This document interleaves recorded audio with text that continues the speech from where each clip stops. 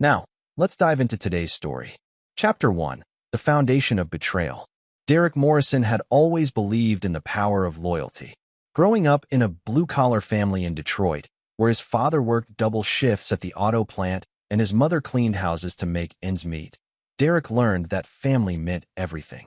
When his parents died in a car accident during his senior year of college, he carried their values with him like a sacred flame. He met Brittany Phillips at Northwestern University, where she was studying marketing and he was pursuing his MBA. She was everything he thought he wanted: blonde, sophisticated, from a wealthy Chicago family that owned Phillips Luxury Developments, a mid-tier real estate company. Her father, Richard Phillips, was a man who wore $1,000 suits and spoke in numbers that made Derek's head spin. "You're different from the boys I usually date," Brittany had told him on their third date, her fingers tracing the calluses on his hands from his part-time construction job. "You actually work for things." Derek should have paid attention to the word usually. Their wedding was a lavish affair at the Drake Hotel, paid for entirely by the Phillips family. Derek's small contingent of friends from his old neighborhood looked out of place among the sea of society elite, but he didn't care. He was marrying the woman he loved, and Richard Phillips had promised him a position at the company after graduation. "Welcome to the family, son," Richard had said, gripping Derek's shoulder with practiced firmness. "I have big plans for you." For 3 years, Derek threw himself into his role as regional development manager. He worked 16-hour days, learning every aspect of the business from permits to partnerships. He identified undervalued properties, negotiated deals that saved the company millions, and slowly but surely began implementing his vision for expansion into emerging markets. But Derek noticed things. The way conversations stopped when he entered Richard's office. The closed-door meetings he wasn't invited to. The way Brittany would get mysterious phone calls that she'd take in another room, speaking in hushed tones. "You're paranoid," she'd tell him when he asked about it. "Daddy's just protective of family business matters." Derek wanted to believe her. Brittany had grown distant over the past year, often working late at her marketing consultant job, taking weekend trips with girlfriends, and showing little interest in their talks about starting a family. When he suggested couples therapy, she laughed. "We don't need therapy, Derek. We need you to focus on your career instead of being so insecure." But Derek Morrison had grown up watching his parents' marriage, built on honesty, communication, and unwavering support for each other. This wasn't that. The first real crack appeared on a rainy Thursday evening in November. Derek had come home early from a site inspection, planning to surprise Brittany with dinner from her favorite Italian restaurant. Their Lincoln Park condo was dark, but he could hear voices coming from the bedroom. Brittany's voice, and another voice he recognized. Trevor Hoffman, the company's head of acquisitions, a smooth-talking Yale graduate with silver-tongued charm and a reputation for closing impossible deals.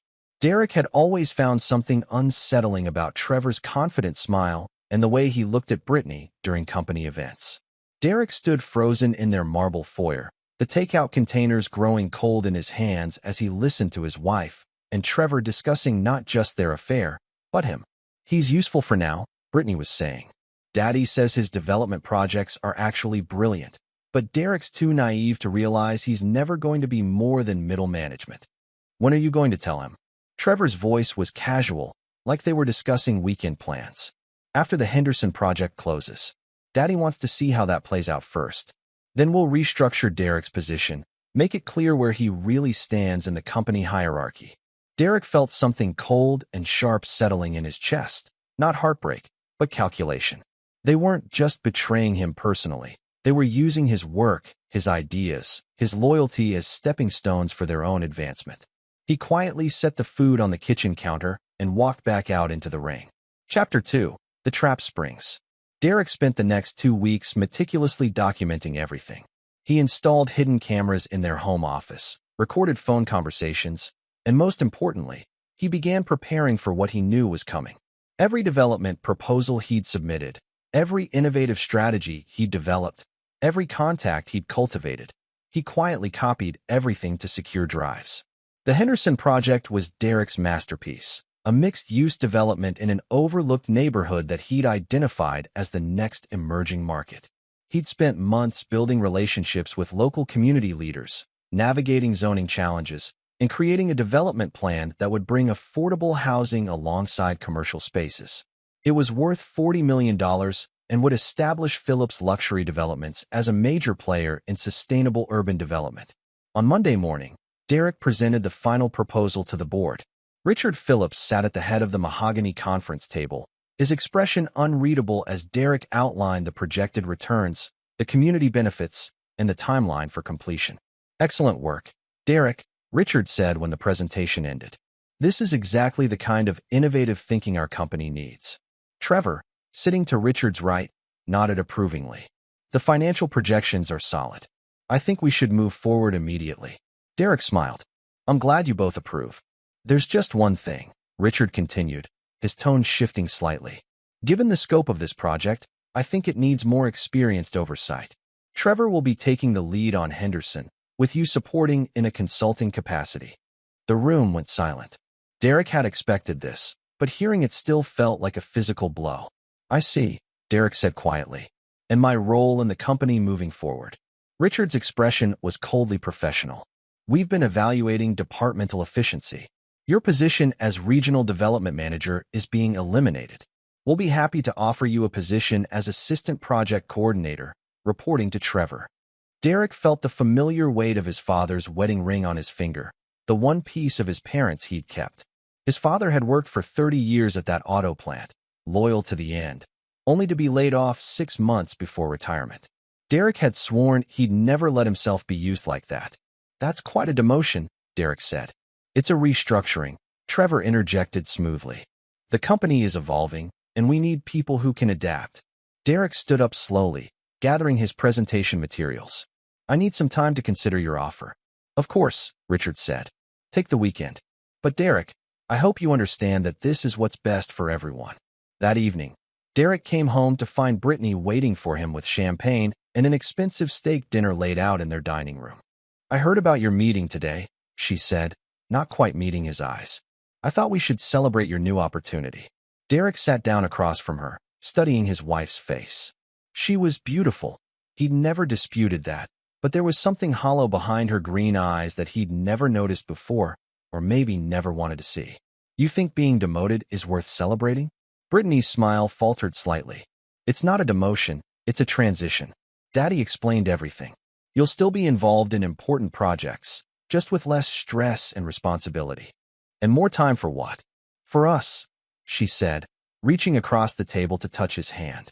"For starting our family. For building the life we've always talked about." Derek looked down at her manicured fingers resting on his work-roughened hand. "What life is that, Brittany?" "A comfortable life. A secure life. You don't always have to be the hero, Derek. Sometimes it's okay to just fit in." That night, Derek lay awake next to his sleeping wife, staring at the ceiling and making his final calculations. He thought about his parents, who had built something real together despite having so little. He thought about the community leaders he'd met while developing the Henderson project, people who believed in his vision for their neighborhood.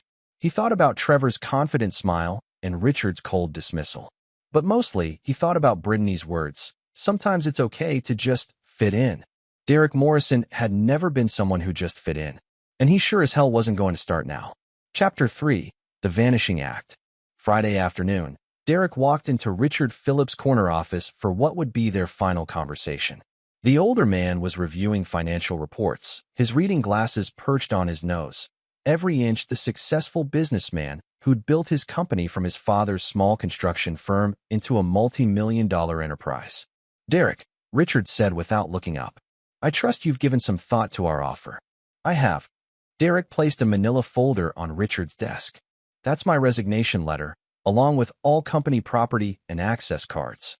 Now Richard looked up, his eyebrows raised. "I see. That's unexpected.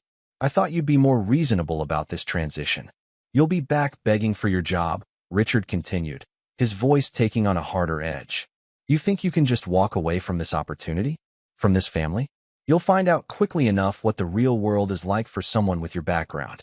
Derek smiled, a cold, calculating expression that Richard had never seen before. "We'll see."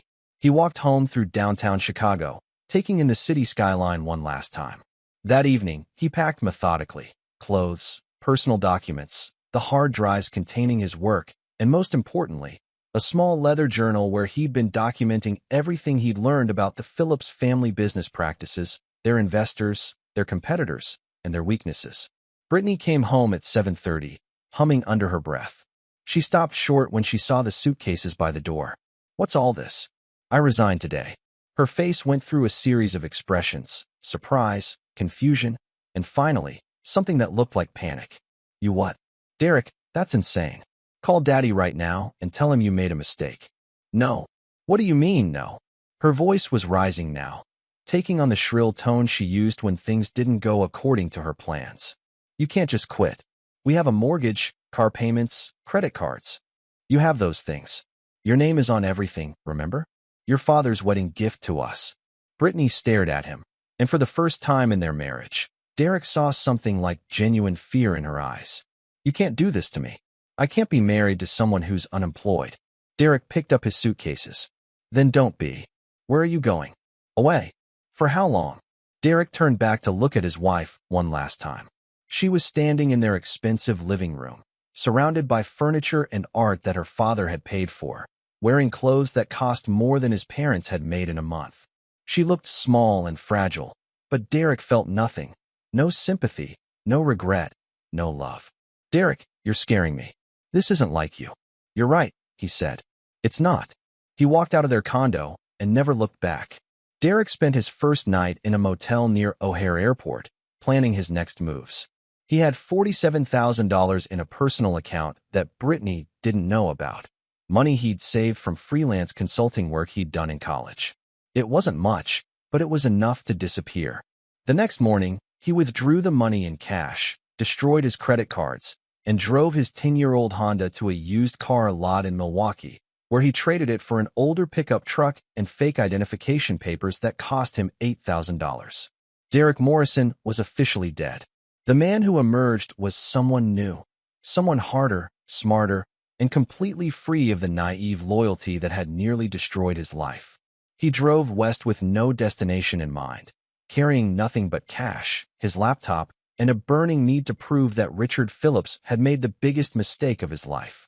Behind him in Chicago, Derek knew that Brittany would be panicking, calling her father, trying to figure out how to explain to their social circle that her husband had simply vanished. Trevor would probably comfort her, maybe even move into the condo to help with expenses. Let them have it all. Derek had something better. He had time, intelligence, and most importantly, he had nothing left to lose.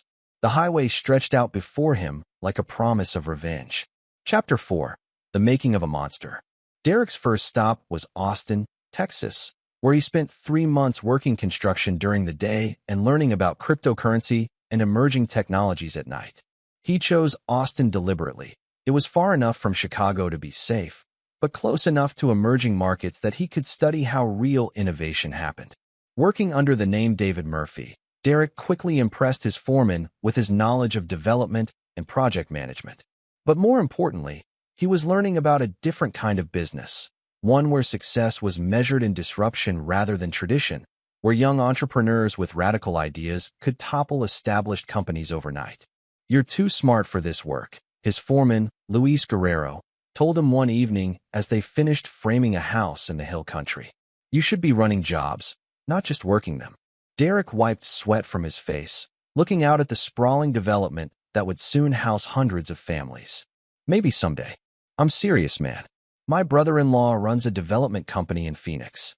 They're looking for someone who understands both construction and finance." Interested? That conversation led Derek to Phoenix, where he spent the next year working for Guerrero Development as a project manager. But during his off hours, Derek was building something else entirely. Using his real estate knowledge and the $40,000 he'd saved, he began investing in distressed properties, fixing them up with his construction skills, and flipping them for profit. More importantly, he was studying the Phillips luxury developments from afar. Using public records and industry publications, Derek tracked their progress on the Henderson project, his Henderson project. As he'd predicted, they were struggling with community relations and cost overruns. Trevor's charm wasn't enough to navigate the complex zoning issues Derek had spent months solving. By the end of his second year away from Chicago, Derek had parlayed his initial investment into nearly $300,000. He was ready for the next phase. Derek moved to Las Vegas, where he connected with Marcus Chun, a venture capitalist who specialized in real estate technology startups. Using his experience and capital, Derek founded his first company, Property Analytics, a software platform that used artificial intelligence to identify undervalued properties and predict market trends. "Your algorithm is revolutionary," Marcus told him during their first meeting. "It's like you can see around corners in the real estate market." Derek could see around corners, not because of artificial intelligence, but because he'd spent years learning to read people, markets, and opportunities. The AI was impressive, but Derek's real advantage was his ability to think 10 steps ahead of his competitors. Property Analytics grew rapidly, attracting attention from major real estate firms who wanted to license Derek's technology. Within 18 months, the company was valued at $50 million. Derek sold it to a national real estate conglomerate for $45 million, keeping the rights to his core technology. But $45 million wasn't enough. Derek had bigger plans. Using his profits and reputation, Derek founded Morrison Holdings, an investment firm that specialized in acquiring distressed real estate companies and turning them into high-tech, data-driven operations. His strategy was simple: identify traditional companies that were failing to adapt to new market realities, buy them for pennies on the dollar, and transform them using the technologies he'd developed. By his fifth year away from Chicago, Derek controlled a portfolio of companies worth over $200 million. He'd become known in venture capital circles as the Ghost, a mysterious investor who seemed to appear out of nowhere, acquire failing companies, and transform them into industry leaders. But Derek wasn't done learning. He spent his sixth year in Silicon Valley, working with tech entrepreneurs who were revolutionizing everything from artificial intelligence to biotechnology. He invested in quantum computing startups, autonomous vehicle companies, and most importantly, a little-known firm called Synergy Networks that was developing revolutionary communication technologies. "You're different from other investors," Dr. Amanda Foster, Synergy's founder, told him over dinner in Palo Alto. "Most people want to know about quarterly returns. You ask about long-term disruption potential." Derek smiled. "I'm interested in changing entire industries, not just making money." When Synergy Networks was acquired by Google for $1.2 billion, Derek's 20% stake made him enormously wealthy. But more importantly, it gave him access to technology that could revolutionize how people communicated, shared information, and conducted business. Derek was ready to come home. Chapter 5: Intelligence Gathering. By his seventh year away from Chicago, Derek had established himself as a billionaire, but he remained completely invisible to his old life. He'd hired a private investigation firm to monitor Brittany and the Phillips family, paying them handsomely to provide detailed monthly reports on their activities, business dealings, and personal lives. The reports made for interesting reading. Phillips' luxury developments had struggled after Derek's departure. The Henderson project had gone 60% over budget and taken 3 years longer than projected to complete.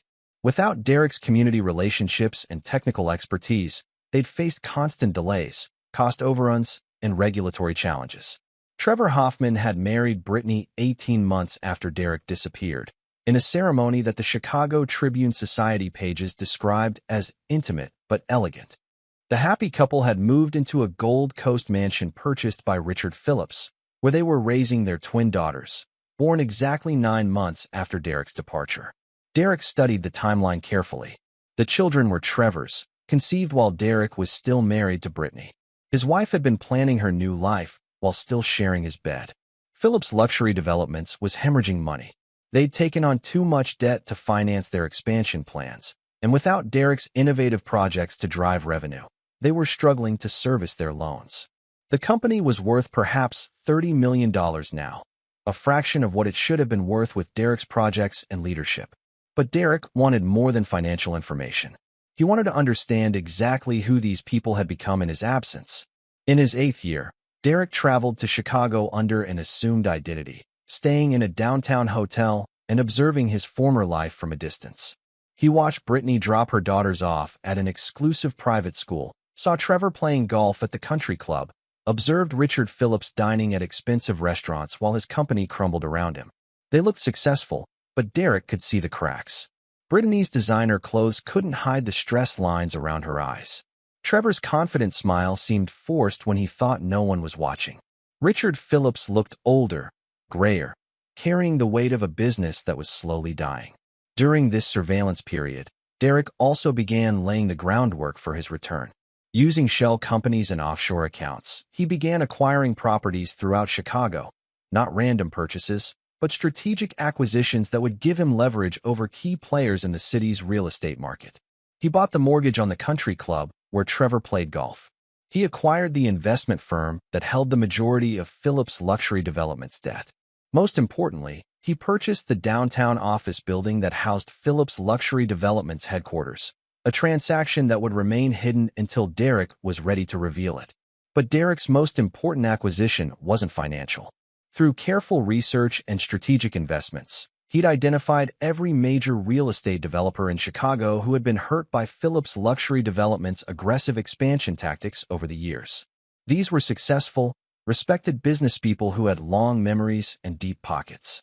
Derek began reaching out to them, not as Derek Morrison, but as David Sterling, a mysterious investment consultant who had revolutionary ideas about reshaping Chicago's real estate market. One by one, he built relationships with people who had reasons to see Phillips' luxury developments fail. "What you're proposing sounds almost too good to be true," said Catherine Walsh, CEO of Walsh Development Group, during a meeting in Derek's downtown hotel suite. "A consortium that could reshape the entire Chicago real estate market." "Not reshape," Derek corrected. "Modernize. The old guard has been holding this city back for too long. It's time for new leadership." Catherine nodded thoughtfully. "And Phillips' luxury developments?" Derek's smile was cold. "Let's just say that some companies are destined to become cautionary tales." By the end of his 8th year, Derek had assembled a coalition of investors and developers who controlled nearly 40% of Chicago's commercial real estate market.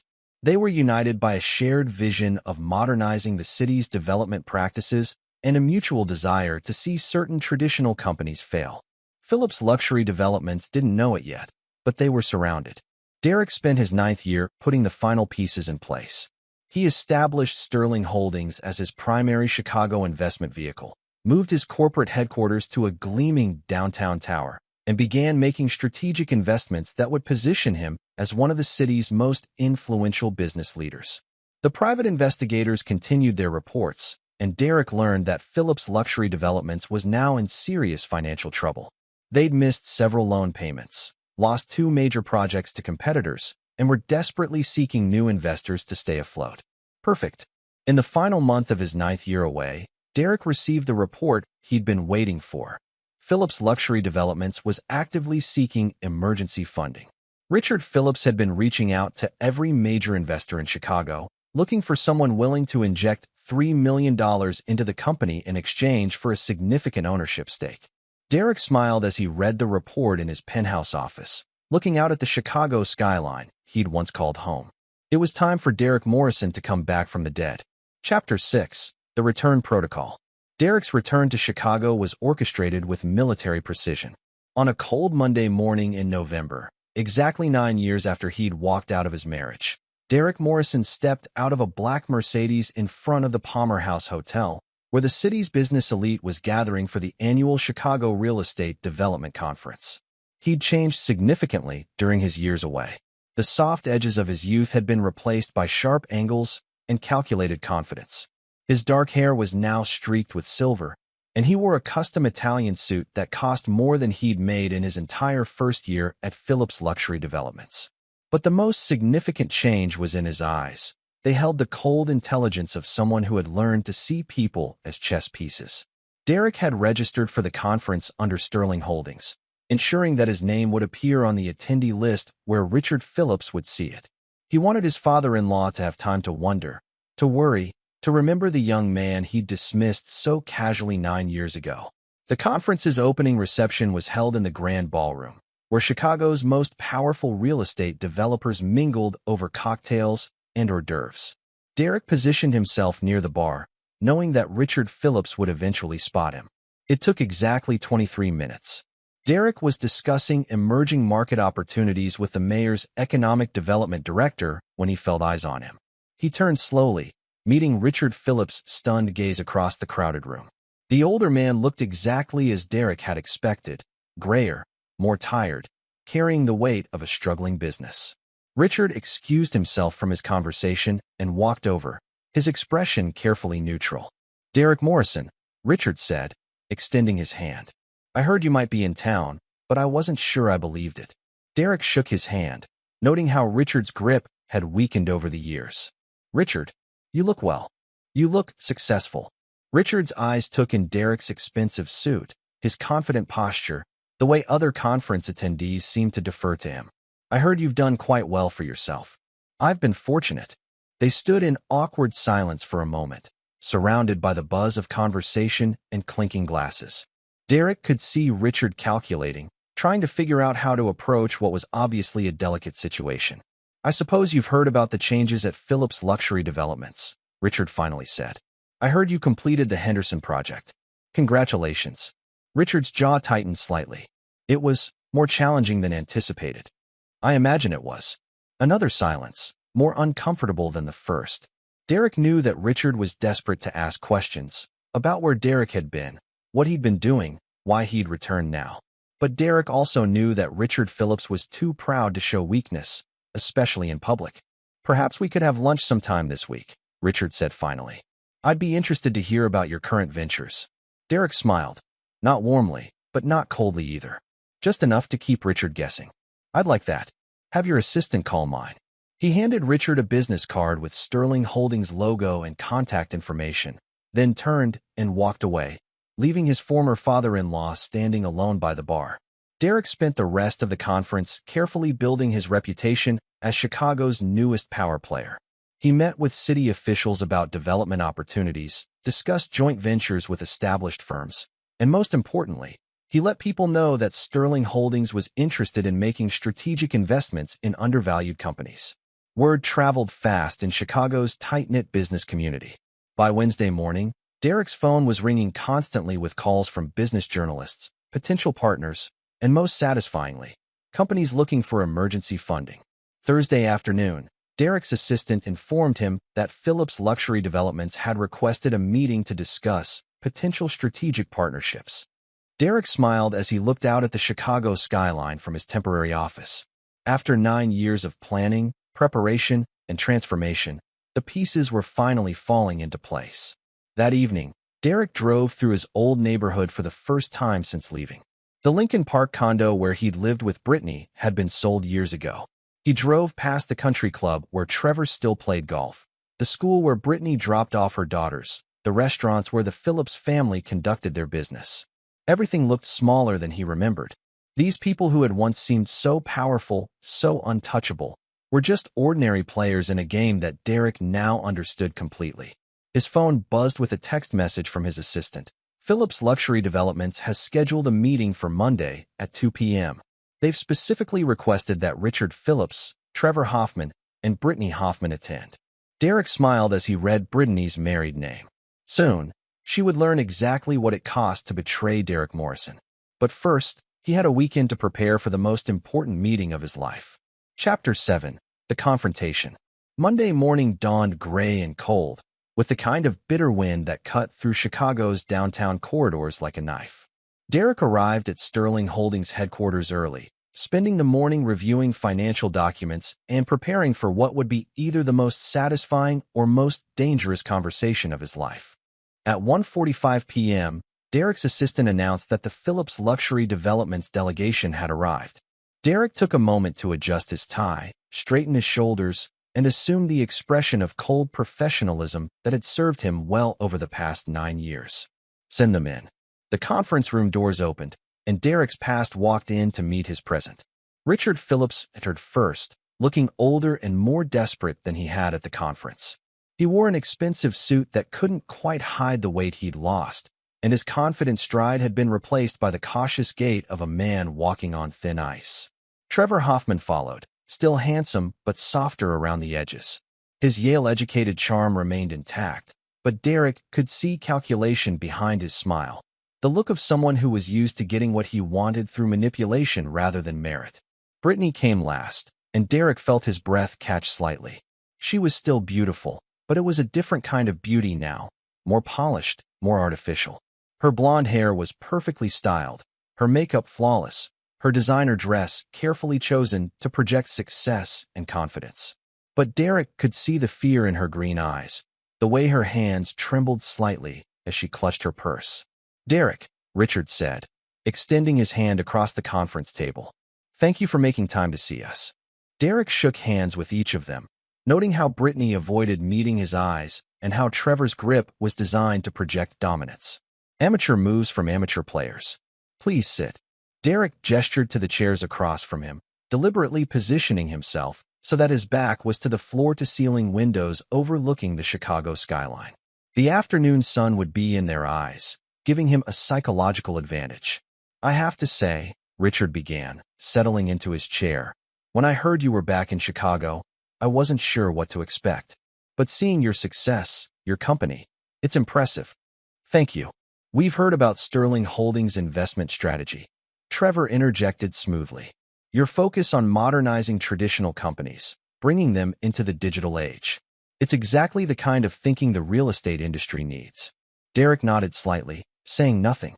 He'd learned over the years that silence was often more powerful than words, especially when dealing with people who were desperate to fill uncomfortable pauses. Brittany finally spoke, her voice carefully controlled. "Derek, I want you to know that I've always regretted how things ended between us. The way you left was so sudden, so unexpected. We never had a chance to talk, to work things out." Derek studied his ex-wife's face, noting the practiced sincerity, the carefully rehearsed emotion. "There wasn't much to work out. I've thought about you often over the years," she continued. "Wondered where you were, what you were doing. When I heard you'd become successful, I was proud of you." "Were you?" Something in Derek's tone made all three of them shift uncomfortably. The confidence they'd entered with was beginning to erode under his steady gaze. Richard cleared his throat. "Derek, we should probably discuss why we're here. Phillips Luxury Developments is at a crossroads. We've had some challenges over the past few years, some setbacks that have put us in a difficult financial position." "What kind of challenges?" "Market conditions," Trevor said quickly. "The recession hit us harder than expected. Construction costs have skyrocketed. Regulatory changes have made some of our planned projects unfeasible." Derek leaned back in his chair, his expression neutral. "I see. And you're looking for investors?" "Strategic partners," Richard corrected. "We're looking for someone who understands our market, our potential. Someone who can help us modernize our operations and expand into new opportunities." "How much do you need?" The three of them exchanged glances. Richard took a deep breath. $3 million would allow us to restructure our debt, complete our current projects, and position ourselves for growth. Derek was quiet for a long moment, letting the weight of their desperation settle in the room. 9 years ago, $3 million would have seemed like an impossible sum to him. Now, it was less than he spent on art for his penthouse. "That's a significant investment," Derek said finally. "It is," Richard agreed. "But the potential returns are enormous. Chicago's real estate market is poised for another boom, and with the right backing, Phillips Luxury Developments could be positioned to lead that growth." Derek stood up and walked to the windows, looking out at the city he'd once called home. Behind him, he could hear the three of them breathing, waiting for his response. "I remember when I first started working for your company," Derek said without turning around. "I was so eager to prove myself, to show that I belonged in your world. I worked 18-hour days, developed innovative strategies, brought in new clients and new opportunities." He turned back to face them, and something in his expression made Brittany's face go pale. "I remember the Henderson project in particular. $40 million in value, created through months of community outreach, regulatory navigation, and strategic planning. My project, my work, my relationships." Richard shifted uncomfortably. "Derek, that project was a team effort. Was it?" Derek's voice was quiet, but there was something dangerous underneath the calm surface. "Because I seem to remember being removed from the project after developing the entire strategy. I remember being demoted to assistant coordinator, reporting to someone who had contributed nothing to the project's development." Trevor leaned forward. "Business decisions aren't always personal, Derek. Sometimes companies have to make difficult choices about resource allocation and leadership structure." Derek smiled, and all three of them instinctively leaned back. You're absolutely right, Trevor. Business decisions aren't personal. They're strategic. He reached into his jacket and pulled out a manila envelope, placing it on the conference table between them. Which brings us to why you're really here. Chapter 8, The Reckoning. Derek remained standing as the three people who had destroyed his old life stared at the envelope on the table. The afternoon sun streaming through the windows cast long shadows across the conference room, and the silence stretched until it became almost unbearable. "What is this?" Richard asked, his voice carefully controlled. "Open it." Richard reached for the envelope with shaking hands. Inside were 3 sets of documents, each bound with a black paper clip. He pulled them out and spread them across the table, his face growing paler as he recognized what he was looking at. "These are," Richard began, then stopped. "Foreclosure notices," Derek finished. "Phillips Luxury Developments has defaulted on multiple loans totaling $4.2 million. Your creditors have been very patient, but patience has limits." Trevor grabbed one of the documents, scanning it quickly. "This can't be right. We've been making payments." "Minimum payments," Derek corrected, "and only sporadically. You've been robbing Peter to pay Paul for the past 18 months, hoping that some miracle investor would appear to save you." Brittany was reading over Trevor's shoulder, her face growing increasingly pale. "Derek, what does this mean?" "It means that Phillips Luxury Developments will cease to exist by the end of the month unless someone pays your debts in full." Richard looked up sharply.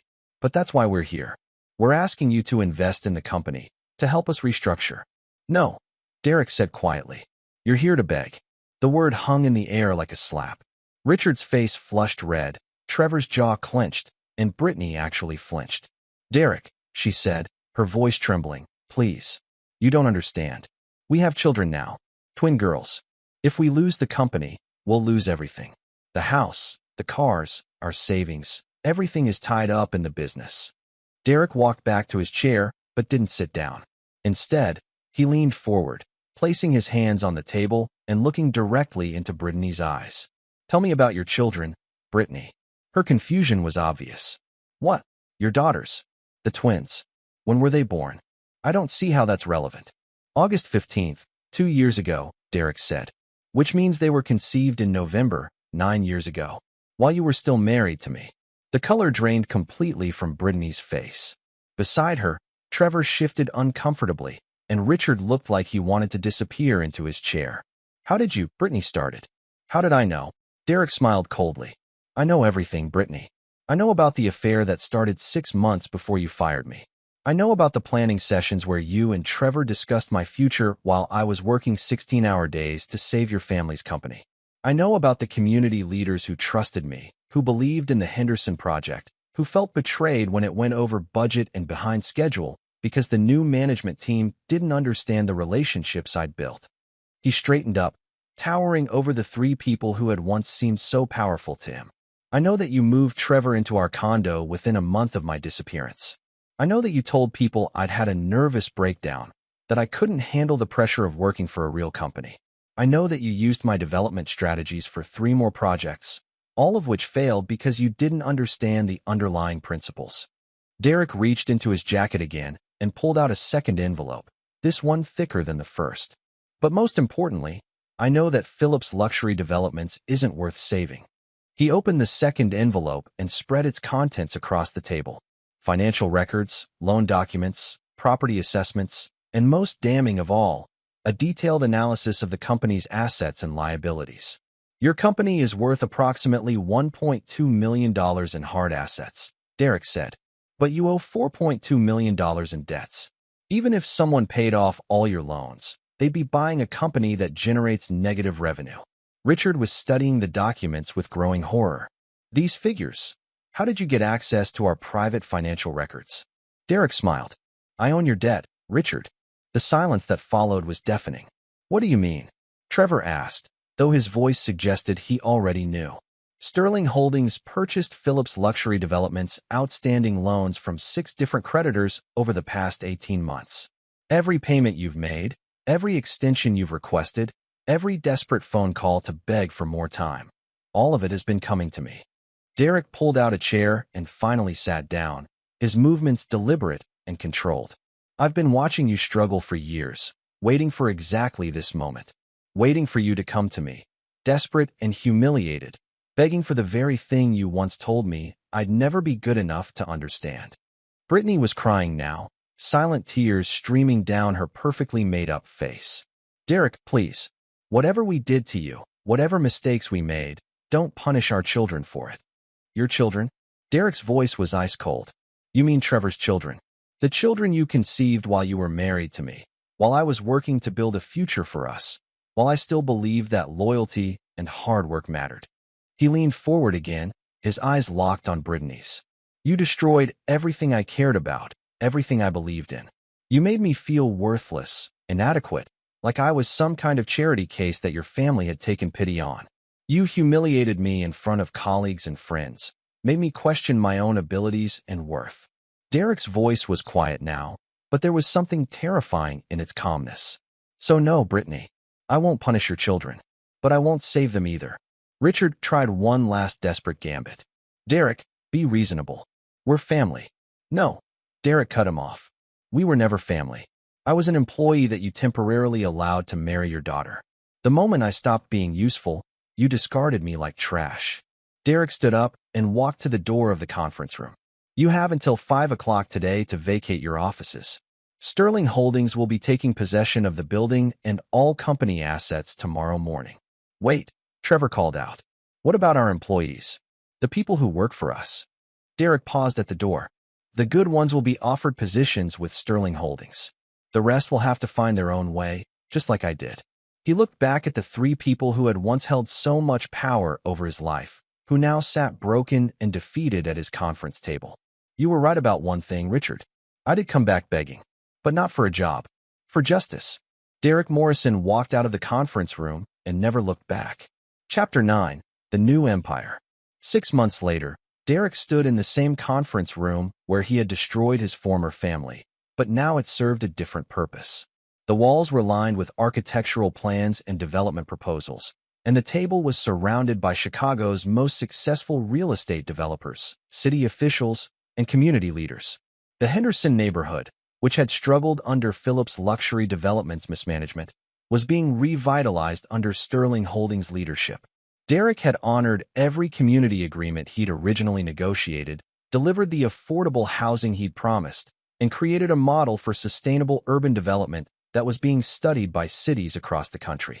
The Morrison Method, as it had come to be known in industry publications, combined cutting-edge technology with genuine community engagement, treating neighborhoods as partners rather than obstacles to development. Derek's empire now controlled nearly 30% of Chicago's commercial real estate market, employed over 2,000 people, and generated annual revenues of more than $500 million. But the numbers weren't what satisfied him. It was the knowledge that he'd built something lasting, something meaningful, something that couldn't be taken away by small-minded people with inherited power. His assistant knocked on the conference room door. Mr. Morrison, your 3 o'clock appointment is here. Derek nodded. Send her in. Catherine Walsh entered, carrying a leather portfolio and wearing the confident smile of someone who'd just closed a major deal. Over the past 6 months, she'd become Derek's most trusted partner in reshaping Chicago's real estate landscape. The Riverside project is officially approved, she announced. City Council voted unanimously. We break ground next month. Derek smiled, one of his rare genuine smiles. Excellent. That's the last piece of the downtown revitalization puzzle. Catherine sat down across from him, her expression growing more serious. I have some news you might find interesting. Richard Phillips filed for personal bankruptcy last week. Derek nodded. He'd been expecting this. Brittany and Trevor are getting divorced, Catherine continued. Apparently, the financial stress was too much for their marriage. She's moving back in with her father, and Trevor's taken a job with a small firm in Milwaukee. Derek felt nothing, no satisfaction, no regret, no sympathy. These people had become irrelevant to his life the moment he'd walked out of their conference room 6 months ago. What about the children? Living with Brittany and Richard. I heard through the grapevine that she tried to contact you several times, but your assistant has been screening her calls. Derek walked to the windows, looking out at the Chicago skyline that he now helped shape. Construction cranes bearing the Sterling Holdings logo dotted the landscape, evidence of projects that would transform the city for generations to come. Any word from law enforcement? Catherine shook her head. Nothing they could prove, and frankly, nothing they particularly wanted to investigate. You broke no laws, and Philip's luxury development's collapse was entirely due to their own mismanagement and debt load. Derek had been careful about that. Every move he'd made was perfectly legal, if ruthlessly calculated. He'd simply accelerated the natural consequences of their poor business decisions. There's something else, Catherine said quietly. Brittany's been telling people that she's willing to sign any kind of settlement agreement, that she doesn't want anything from you. She just wants permission to move on with her life. Derek turned back to face Catherine. Permission? She seems to think you're still somehow controlling her fate. She's afraid to make any major decisions without knowing how you might react. Derek considered this. In a way, Brittany was right to be afraid. He could destroy any business venture she attempted to start, block any job application she submitted, make her life extremely difficult if he chose to. But that would require him to think about her, and Derek Morrison had more important things to do with his time. Tell me about the Detroit project, he said, changing the subject. Catherine opened her portfolio. The mayor's office is very interested in our proposal. They want to start with a pilot program in 3 neighborhoods, using the community partnership model we developed here. Derek nodded. Detroit was where his parents had lived and died, where he'd learned the values that had both made him strong and nearly destroyed him. Bringing sustainable development to his hometown felt like closing a circle. What's the timeline? 18 months for the pilot, assuming city approval. If it's successful, they want to expand citywide. Derek's phone buzzed with a text message. He glanced at it, then deleted it without reading. His assistant had learned to filter out most attempts at contact from his former life, but a few still slipped through. Schedule a trip to Detroit for next week, Derek said. I want to see the neighborhoods personally before we commit. Catherine made a note in her planner. Will do. Anything else? Derek shook his head. That's all for today. After Catherine left, Derek remained standing at the windows as the sun set over Chicago.